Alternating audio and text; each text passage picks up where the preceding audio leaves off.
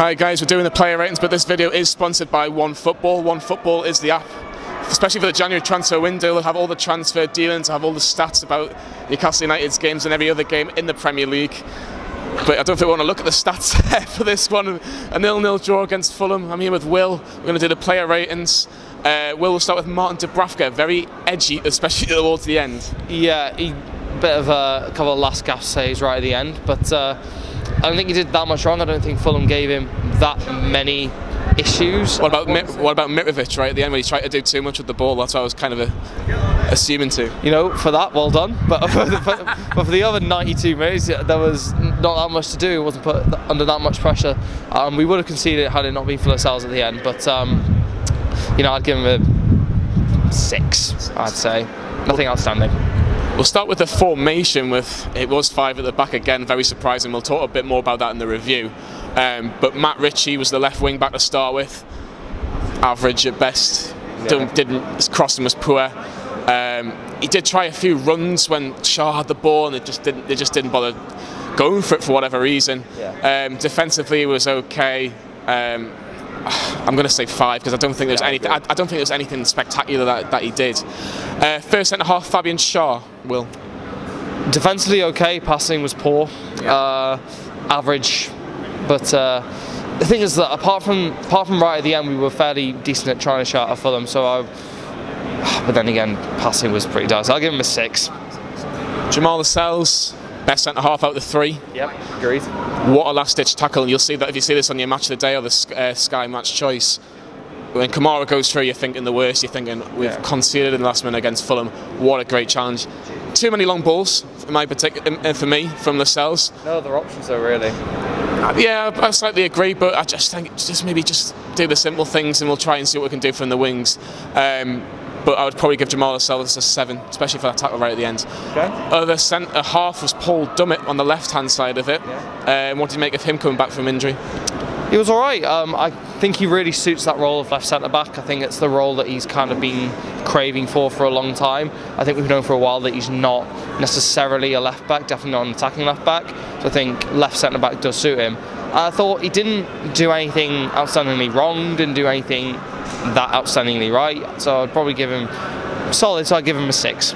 Yeah, I totally agree. Talking about wing-backs that can't attack, we'll talk about Javier Manquillo. Oh my God, he was appalling today. Doesn't offer anything going forward. Defensively, he was bang average. He was making the runs, but he wasn't getting a good ball at the end, and defensively, he's quite weak.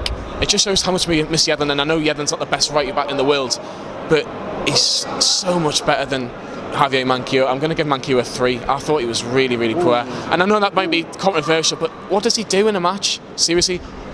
Did you see anything today which you go, yeah, that was brilliant today?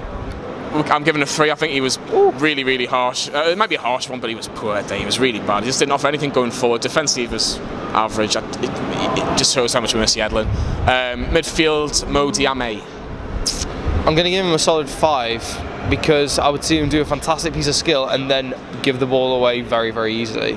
So it would do some things brilliantly and then some things terribly. So very distinctly average from Diame, so a 5. Yeah, sung-yueng. Very steady on the ball, which we've come to expect now. Very relaxed, and he doesn't give the ball away too much. Tries to do too much, maybe with the long, like a little direct ball. He's trying to get that perfect ball, but I'll give him a 6. I don't think he did too much wrong today. Christian Atsu. So, trying to create. He's improved a lot. I would say Atsu has improved a lot, and in the first half he was looking like that was an avenue to explore, but I'm not really sure if being on the right suits him because he constantly has to cut inside and people kind of figure out where he is, so I'd probably give him a 5. I don't think he created a lot. Not really, no. Well, no one did. Jose Perez, again, similar to Atsu. I don't think he did a great deal. He was trying to do things a little bit in the second half. He was trying to link up with Rondon. But again, nothing really came off him. It was just poor going forward from Newcastle today. I'll give Jose Perez a 5 as well. Salomon Rondon. It's difficult to judge because he did well for what he was given, which was nothing. So I'd probably give him a 6. He tried to get on the end of crosses, but there weren't any good crosses going into the box. He didn't get his head on any of them. Trying to create any space for himself, controlled knockdowns well. Looked like our only player that had any threat whatsoever. For me, he's been our best player this season, and we're not using it to his advantage. So I'd say 6 for him, but we need to do a lot more. We need to do a lot more to help him. He's very isolated. I think Mawson almost nearly did a job on him today. Third substitution was Kennedy. I think a lot of fans in the Gallagher were crying for him. I think we wanted him to take on the winger, the fullback a little bit more, because we just didn't seem to be doing that with Perez or Atsu. Didn't really do a great deal. I was perplexed why he went on the right. Yeah, I'd have liked him on the left personally. I think he's better from the left, but a couple of crosses that didn't reach the man, didn't do anything great. I don't think he was on long enough, I should say, to do anything, but I'll give him a 5. I don't think there was anything that he did today. Agreed. And the other substitution was DeAndre Edlin. He only played about 10 minutes. Hard to judge, really.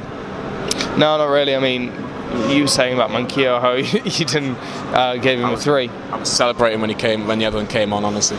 I mean, Yedlin didn't do much either, so I'd probably give him a fairly standard 5. And finally, the manager, Rafa Benitez. We'll go more and review why I think we should go 4 at the back against Fulham at home. You went with 5. Was that the right decision? I see why, and I was kind of excited by it, because 5 at the back's kind of been a bit more of a trend in the last couple of years. And with the players that we've got, I thought it would suit the system better. However, we don't quite have that attacking left back, which I think would help out and make Richie go a bit further forward, because Richie doesn't have the pace to be a left wing back. Manquillo and Yedlin, I think Yedlin's a very well suited right wing back, but again, Perez tucked inside. I'm not sure it kind of worked that well. Lack creativity. We're crying out for that number 10. We really are, because we've changed the formation to accompany not having one, and we're still lacking a massive amount of creativity, and crossing looks a bit dire. So, who's that fault? Is it the manager's fault or is it the player's fault? That's the thing I would like to ask. I don't think it's. I don't want to put it at Rafa's feet generally, because he hasn't got the players that he wanted. We know in the summer he wanted Townsend and wasn't given Townsend. He wants other players. He wants Almiron and names like that. He's wanting these names, and he knows what he wants to do, but he's doing the best with the squad that he's got, but they're not delivering as best as they could be. I think Richie's dropped off a massive cliff. I think Kennedy's dropped off a cliff, and they need to up it, and they need to do more, because at the minute we're struggling. In terms of a number, I was going to say 5 or 6, maybe for Rafa. 6, because I don't really think it's directly his fault. He's doing the best with the players that he's got. I think that's the story of his time here. 6 for Rafa Benitez. Very average day at St James's Park. Get your comments in. I've given Manquillo a 3. Do you agree?